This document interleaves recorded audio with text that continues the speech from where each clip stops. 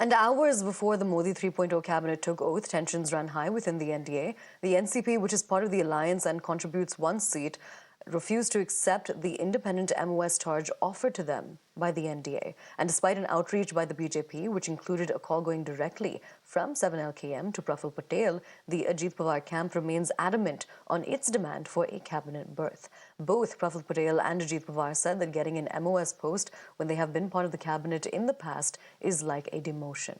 The NCP chief also said that they are ready to wait patiently, but will not budge on their demand for a cabinet berth.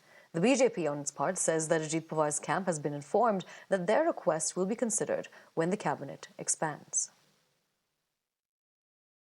बात सही है कि हमको राज्य मंत्री स्वतंत्र प्रभार के बारे में सूचना मिली, लेकिन मैं स्वयं भारत सरकार का कैबिनेट मंत्री पहले रह चुका हूं और इसलिए हमने उनको यही कहा कि भाई देखिए, ये आपने जो ऑफ़र दी है, हमें खुशी है कि आपने हमको एक सूचना भेजी, लेकिन मेरे लिए थोड़ा ये कठिन है कि हम ये पोस्ट को हम पूर्वी में मैं कैबिनेट मंत्री रहे कारण मैं नहीं स्वीकार कर सकता।